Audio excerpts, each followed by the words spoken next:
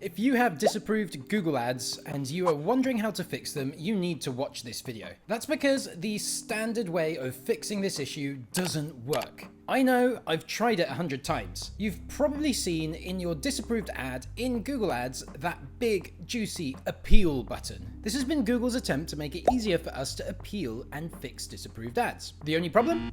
It doesn't work, at least not most of the time. So keep watching as I show you what really works. I know this because I've been running a Google Ads agency, Big Flare, for over 10 years now, and we've worked in many industries such as supplements and healthcare that always get ads disapproved. Today, I will show you how to really get your ads approved, so stick around because I'm also going to share with you a simple fill-in-the-blanks template that you can use to get your ads approved. First up, let's take a look at that appeal button in Google Ads once again.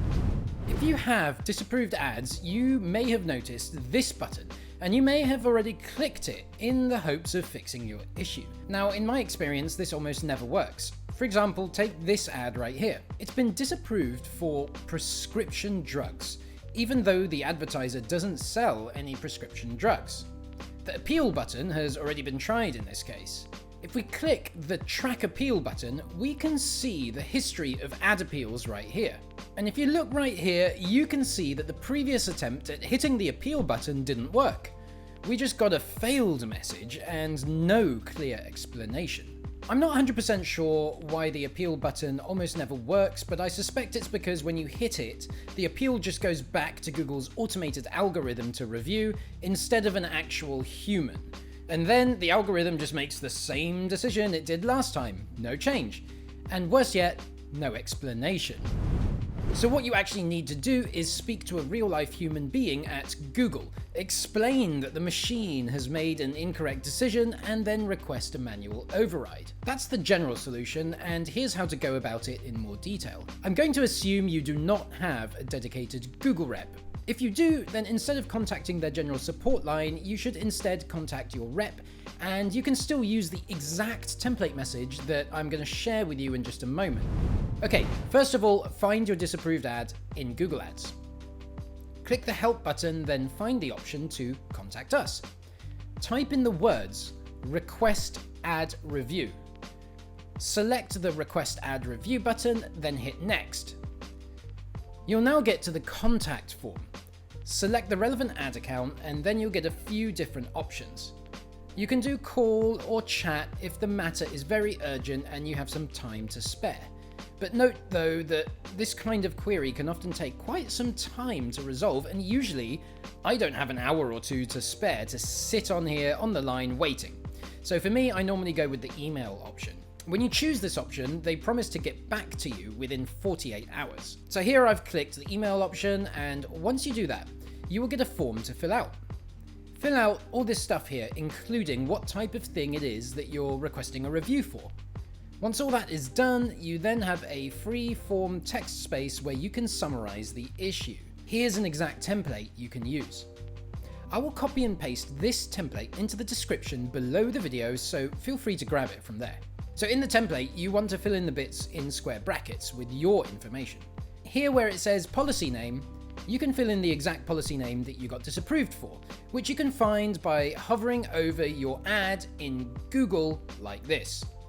Also fill in the link to the policy page here, which you can get by clicking on the policy reason in Google. Next, we want to prove to the Google person that we really know what we're talking about here. So before doing this, I do recommend you actually read the policy page and verify that you are personally 100% sure that you're already compliant with it. Assuming you are, at this point in the template, you want to show that you understand the policy and then state that your product or service is compliant. Once that is done, there is an optional section here, which is helpful, but also if you don't have a lot of experience with the policy, you might struggle to fill it out. So that's why I put it as optional. In this section here, you can put in some insight as to why you think you were wrongly disapproved. For example, in the supplement space, I know that advertisers who sell totally legit health supplements often get wrongly flagged for selling pharmaceuticals or prescription drugs. So knowing that, I would fill in this bit with some insight that once again shows Google I know what I'm talking about. The final line of the template is one that I think is important. Do not leave anything to the imagination of the Google person you will be in contact with, and clearly state that you are requesting a manual override, or failing that, what you want is specific details about the exact cause of the policy. Part of the reason I think this line helps is that I think oftentimes it's actually easier for the Google person to approve you than to figure out exactly why the machine flagged you in the first place. Now here's a real life example of how I have filled in this template for a client that wrongly got flagged for selling prescription drugs, when in actual fact they sell totally normal over-the-counter health supplements that do not require a prescription.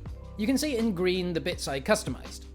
And as I am quite familiar with this situation, I have been able to fill out the optional section of the template, which you can see here. In this case, I'm able to share the insight that I know legit health supplements often get wrongly flagged as prescription drugs.